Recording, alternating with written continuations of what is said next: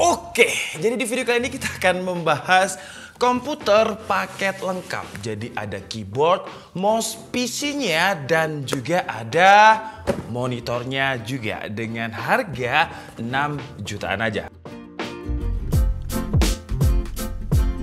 Dan pertama mungkin kita bahas dulu untuk PC-nya ya. 6 jutaan, terus kita dapat mouse, keyboard, monitor dengan 21 inch dan juga memiliki panel IPS LCD. Menurut saya ini bisa menjadi solusi buat kalian yang lagi cari laptop tapi harganya lagi ngawur. Nah, kemarin kita udah bahas Lenovo IP Slim 3 dengan harga 6,4 juta. Untuk PC ini harganya 6,2 juta. Link pembeliannya seperti biasa kalian bisa langsung cek di kolom deskripsi. Nah, yang menarik untuk komputer yang akan kita bahas kali ini, dia memang build up dari Lenovo juga, dan dia sudah include dengan pertama ada keyboard. Langsung aja kita buka mungkin untuk keyboardnya dulu. Wih, jadi keyboardnya keyboard kayak ThinkVision gitu ya, keyboard kantoran gitu. Jadi kayaknya ini memang biasanya PC build up yang mungkin dipakai di kantoran. Cuman karena di masa WFH seperti ini, laptop harganya lagi ngaco, jadi mungkin ini bisa menjadi solusi yang menarik. Nah, sekarang kita buka dulu. Untuk PC-nya, bentuknya dia seperti apa nih? Nah, jadi ini PC-nya kalau kalian lihat di sini ada kayak semacam barcode-nya dari Lenovo. Namanya adalah Lenovo V55T 15 API ya, dan desainnya menurut saya Lenovo ThinkPad banget. Warnanya itu hitam-hitam doff, ciri khasnya Lenovo, dan untuk ukurannya kira-kira segini nih. Dan di sini juga ada untuk mouse-nya juga. Jadi enaknya langsung kita tinggal pakai gitu, nggak perlu kayak beli mouse-nya dulu, monitornya dulu. Dan untuk mouse-nya kira-kira bentuknya seperti ini. Di sini juga ada kayak semacam kartu garansi. BTW ngomongin garansi, untuk Lenovo V55T ini garansinya 3 tahun on-site ya, gila ya.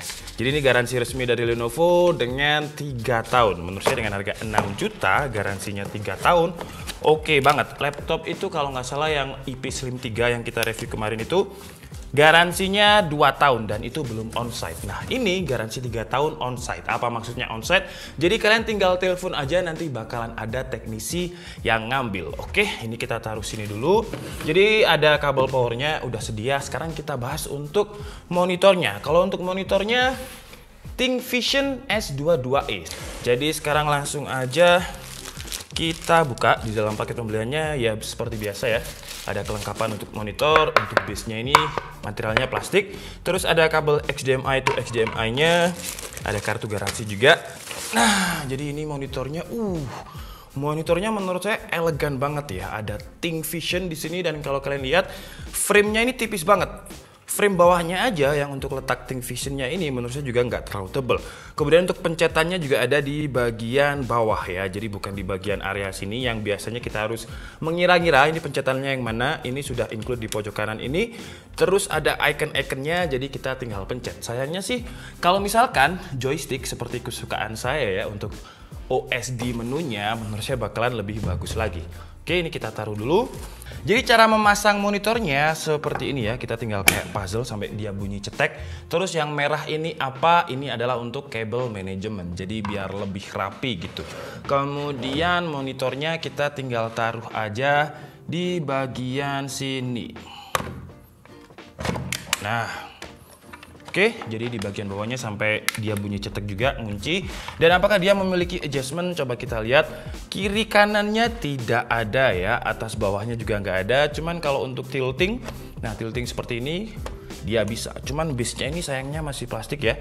Jadi kalau misalkan bagian bawahnya ini nggak saya pegangi, kemudian saya tilting, jadi agak sedikit ngangkat karena bagian atasnya lebih berat dibandingkan base yang bagian bawahnya. Dan mungkin sebelum kita pasang semua peripheralnya, kita coba lihat dulu untuk PC-nya ini ya. Jadi di bagian belakangnya ini dia ada input HDMI, VGA, kemudian juga ada 2 buah port Type A, ada input LAN, dan juga ada audio jack. Terus di sini ada untuk power. Yang menarik di bagian depannya juga ada port lagi.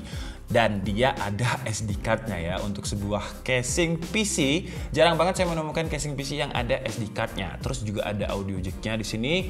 Ada 4 USB Type A 3.0, di sini ada tombol power dan juga masih ada DVD RW-nya. Nah, kalau ini sih seharusnya dia exhaust ya, membuang. Cuman daripada kita mengira-ngira, mungkin lebih baik aja sebelum kita pasang dan kita install Windows, kita bongkar dulu PC-nya ini dan kita lihat apa aja yang bisa di-upgrade dari PC build up ya, PC build up. Sekali lagi, ini adalah PC build up, sebenarnya bukan PC rakitan. Nah, keuntungannya untuk PC build up dengan garansi 3 tahun tadi, kalau misalkan ada kerusakan, kalian tinggal bawa aja ke service center Lenovo. Dia onsite, jadi kalian tinggal telepon aja. Nggak perlu kalau misalkan yang rusak, yang rusak harddisknya nih, harddisknya misalkan mereknya WD, kalian nggak perlu bawa ke WD. Jadi kalian langsung bawa aja atau telepon ke petugas service centernya Lenovo untuk dibenarkan ya. Enaknya PC build up itu kayak gini, jadi satu pintu gitu. Nah, ini saya buka dulu dan ini adalah bagian dalamnya PC Lenovo V55T. Nah, kalau kita breakdown ya, di sini ada hard disk yang kapasitasnya 1 TB dari Toshiba. Nah, ini mungkin biar kameranya kelihatan ya, di sini ada Toshiba 1 TB. Jadi walaupun nanti hard disknya rusak, kalian nggak perlu bawa ke service centernya Toshiba, tinggal bawa aja ke Lenovo. Terus di sini ada CPU blocking dan untuk prosesornya dia pakai Ryzen 3 3200G ya. Beda seperti yang ada di laptop yang pakai U.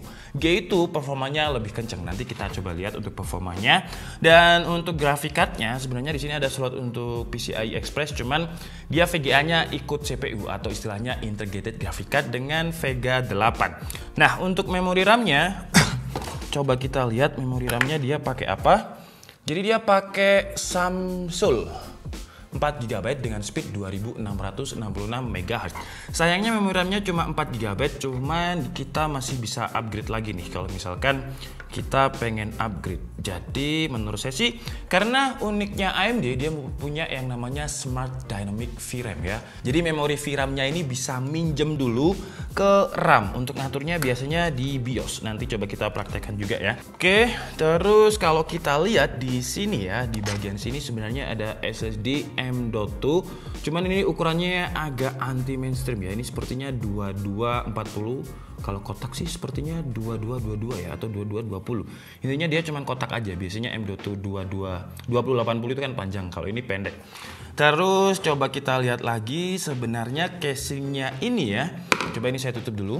Karena dia cuman mengandalkan cooler dari stok CPU atau CPU blockingnya CPU. Nah, di sini sebenarnya secara casing kita bisa tambah kipas lagi. Jadi untuk airflow-nya kita bisa tarik panasnya ya melalui fan yang ada di sini. Terus ini ada nih di sini. Nah, ini bener ya. Jadi kalau misalkan ini tadi sebagai exhaust. Jadi kalau misalkan ini dipasangkan, nah anginnya akan membuang ke sana. Terus kalau misalkan kalian merasa kurang dingin, tinggal ditambahi fan di sini untuk dibuang keluar. Dan untuk sebuah PC build up ya, menurut saya kabelnya ini berantakan. Mungkin karena PSU-nya yang non modular seperti ini ya. Oke, untuk motherboardnya, ini motherboardnya langsung dari Lenovo ya. Jadi kita nggak tahu nih motherboardnya apa. Yang jelas dia soketnya AM4 karena pakai AMD. Oke lah, jadi sekarang langsung aja kita install Windows sambil kita tes performanya. Nanti juga bakalan kita coba upgrade ya untuk memori RAM-nya ini karena dia 4 GB. Kalau kita upgrade, kebetulan saya adanya 8 GB, berarti nanti 12 GB. Jadi kita coba upgrade jadi 12 GB dan performanya seperti apa. Dan beginilah kira-kira kalau misalkan komputernya terpasang satu setup. Jadi ada keyboard, ada mouse, ada monitor, dan ada PC-nya. Dan ini kita coba untuk main Dota. Pertama kita coba dulu di RAM yang 4 GB. Nah, untuk Ryzen 3 3200G ini untuk usage-nya dia masih sekitar 70% ya. Ini di scene yang udah agak-agak ya udah lumayan war gitulah. Kemudian untuk temperaturnya masih ada di bawah 60 derajat Celcius, sama seperti di Sensebench tadi. Tadi juga sempat saya tes pakai Sensebench. Jadi untuk multicore-nya itu sekitar hampir 600 CB dengan suhu temperatur juga di bawah 60 derajat Celcius. Dan untuk lengkapnya kalian bisa lihat nanti karena tadi sudah saya tangkap untuk footage-nya. Jadi kalau misalkan untuk Dota 2 ini, sebentar ya, ini settingannya saya coba lihat. Iya, jadi Full HD dan untuk renderingnya itu fastest ya, atau yang paling kiri, mentok kiri. Coba kita slide agak kanan sedikit. Nah, dia akan stabilnya itu di kisaran 30 fps. Nah, seperti ini. Nah, cuman gambarnya jadi lebih bagus sih ya, karena rendering skillnya lebih tinggi. Dan ini masih framenya berhenti kayak gini ya, saya belum kick off. Kalau kalian lihat fps-nya nggak playable sih ya. Coba kita play deh, sets. Ayo main. Iya, sayangnya dengan defaultnya nggak cocok ya, atau nggak kuat untuk main Game Pass. Mungkin kalau resolusinya saya turunkan, di 720p tadi bisa.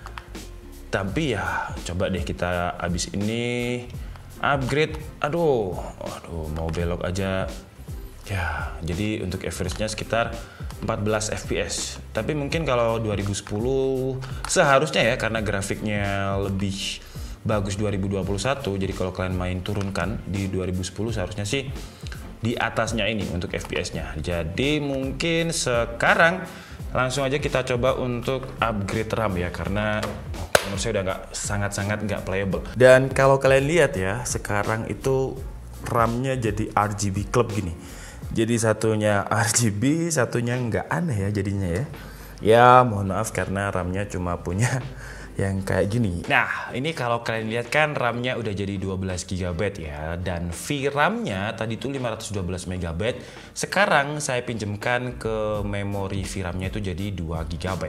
Jadi kalau misalkan kita lihat ke bagian touch manager terus memori, nah RAM-nya yang terbaca itu 10 GB karena di reserve 2,1 GB. Jadi nanti bakalan dynamic ya, buat kalian yang suka pakai AMD pasti udah tahu ya. Jadi VRAM-nya Vega 8 bisa meminjam dari RAM. Jadi ini 12 GB dipinjam 2 GB, tinggal 10 GB. Logikanya seperti itu. Nah, kalau VRAM-nya udah 2 GB, seharusnya sih kuat lah ya kalau misalkan kita gunakan untuk main. Jadi langsung aja kita coba untuk main PES 2021. Oke, jadi ini sekarang dengan RAM 12 GB dan VRAM-nya jadi 2 GB ya. Nah, seperti yang kalian lihat, angka standar menurut saya untuk playable game bisa dimainkan itu 30 fps, dan ini dia ada di average ya 30-an lah. Coba saya, kalau misalkan saya bisa ngegolin berarti playable. Kalau saya nggak bisa ngegolin berarti nggak playable. Sebentar ini ya. Set. Tus. What the fuck? Nah, ini kalau misalkan saya bisa ngegolin berarti dia playable ya. Sebentar. Ayo maju. Oh, maju. Oke. Tes.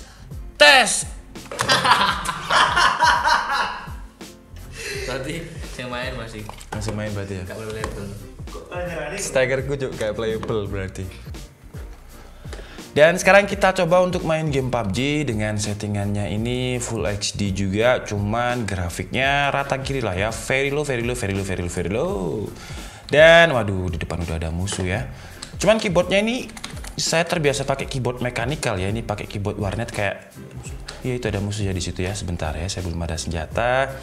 Jadi untuk average FPS-nya lebih rendah ini ketimbang PES tadi ya. Jadi dia kalau misalkan saya serepet kayak gini tadi, dia drop ya. Sebentar. Set. Oh enggak, tadi mungkin sekarang kita coba cari senjata dulu. Nah, itu kita mulai dulu buri apa spion kita melalui gitu. Kayak PUBG Mobile kayak iso. Nah, ini ya. Ada musuh di situ.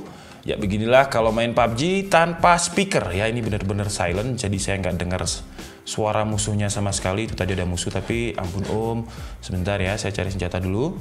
Ya, jadi kalau misalkan ada pro player yang bisa main PUBG tanpa speaker, tanpa suara dan chicken dinner, wah menurut saya itu udah levelnya udah dewa lah. Oke guys, jadi mungkin cukup segitu aja ya video dari PC build up dari Lenovo yang namanya V55T. Dan dengan harga 6,2 juta, menurut saya PC yang satu ini bisa menjadi solusi buat harga laptop yang naik. Tapi kalau setelah video ini harganya naik ya udahlah, bener-bener berarti orang-orang ini kurang ajar ya berarti ya. 6,2 juta kita dapat keyboard, cuman untuk keyboardnya ini menurut saya keyboard warnet, walaupun keyboardnya merek Lenovo, mouse-nya pun juga standar yang mungkin kalau misalkan kita beli itu sekitar ya 300 sampai 400 lah ya, combo tapi jadi ada mouse dan keyboardnya. Terus kalau untuk monitornya ini tadi saya cek di Tokopedia namanya S22e itu sekitar 1,5 juta. Jadi kalau misalkan PC-nya aja harganya 6,2 kurangi 1,5 berapa? 4,7 kata teman saya ya, karena saya lemah matematika. Jadi intinya sih menurut saya kemarin saya review Lenovo IP Slim 3 Ryzen 3 3250U itu harganya 6,4 harga terakhir ya. Saya nggak tahu kalau misalkan udah naik. Dan ini 6,2 juta udah include monitor yang ternyata panelnya bukan IPS ya, tapi panel VA. Dan kalau untuk PC-nya menurut saya secara desain ala-ala Lenovo banget lah ya, Lenovo yang seri komersial banget. Desainnya simple, elegan dan bisnis look banget. Jadi kalau kebutuhannya hanya untuk WFH tapi kita gunakan untuk gaming kuat ya. Jadi bisa dibilang clickbaitnya gini aja berarti ya, komputer gaming 6 jutaan tapi kan harus upgrade RAM ya. Ini tadi kita coba pakai 12 GB untuk memori RAM-nya. Jadi 6 juta full paket, kalian tinggal pakai. Kekurangannya adalah dia masih DOS. Jadi kalian harus isi dulu operating system beserta software lainnya. Oke, jadi mungkin cukup segitu aja video kita kali ini. Saya minta maaf kalau ada kesalahan dalam penyampaian informasi. Seperti biasa kalian bisa mengkoreksinya di kolom komentar. Saya Nika Setiabudi and see you on the next video. Bye bye.